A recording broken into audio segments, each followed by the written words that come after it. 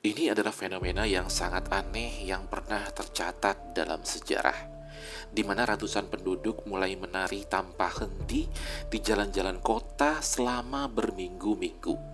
Sebuah tarian yang tidak membawa kebahagiaan, melainkan kematian. Selamat datang di tanda tanya terakhir, tempat terakhir di mana logika menyerah dan misteri dimulai. Sebuah sore di musim panas tahun 1518, di Strasbourg, sebuah kota kecil di tepi sungai Rhine yang berada di bawah Kekaisaran Romawi, yang saat ini adalah wilayah Prancis. Di tengah hiruk-pikuk pasar dan jalanan yang berbatu, seorang perempuan bernama Frau Trofea tiba-tiba mulai menari. Namun ini bukan tarian yang bahagia, melainkan gerakan berulang yang tidak terkendali.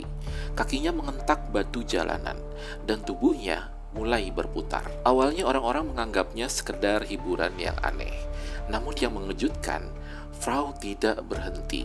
Jam demi jam hingga malam tiba, dia terus menari.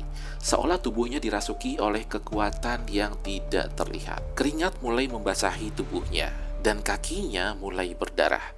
Tubuhnya sudah sangat lelah, tapi ia tidak bisa menghentikan tubuhnya sendiri.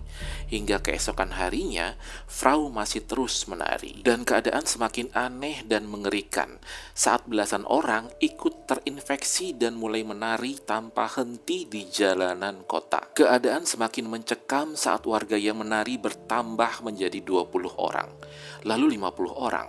Dan dalam hitungan minggu, lebih dari 400 warga terjebak dalam tarian gila ini. Mereka menari tanpa henti, beberapa sampai pingsan dan bahkan sampai meninggal karena kelelahan yang ekstrim, terkena serangan jantung atau stroke. Menurut catatan Dewan Kota Strasbourg, bahkan menyebut jumlah angka kematian hingga 15 orang per hari di puncak wabah tarian gila ini. Para saksi menggambarkan wajah-wajah mereka pucat, tatapan matanya kosong, dan tubuh mereka bergetar, seakan terperangkap dalam irama yang tidak pernah berhenti. Catatan Dewan Kota dan Arsip Biara juga menyebutkan bahwa pemerintah kota awalnya mengira ini penyakit yang harus dibiarkan keluar dari tubuh lewat tarian. Mereka bahkan membangun panggung, menyewa penari profesional, menyewa musisi, dan menghadirkan musik agar para warga yang menari bisa menyalurkan gerakan itu. Namun keputusan itu justru membuat situasi semakin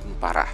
Dengan adanya musik, malah membuat tarian semakin tidak terkendali, dan lebih banyak lagi warga yang terinfeksi. Akhirnya setelah beberapa minggu kemudian, otoritas kota memutuskan untuk melarang musik dan tarian itu, serta memindahkan warga yang terinfeksi ke sebuah kuil Saint Vitus di puncak sebuah bukit untuk dilakukan ritual khusus. Di sana mereka menjalani ritual doa, pengusiran roh, dan beristirahat jauh dari keramaian.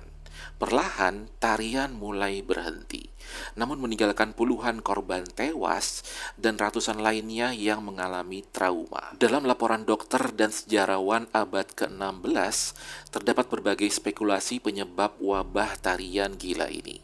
Ada yang bilang ini kutukan dari seorang santo yang merupakan hukuman dari Tuhan. Teori lain menyebut mereka keracunan ergot, sejenis jamur pada gandum yang bisa memicu halusinasi. Namun gejalanya tidak sesuai dengan gejala keracunan pada umumnya, karena korban yang bisa menari hingga berhari-hari. Ada juga yang percaya ini adalah histeria massal yang dipicu oleh stres, kelaparan, dan keputusasaan pada masa itu. Namun tidak ada satupun teori yang benar-benar terbukti secara ilmiah.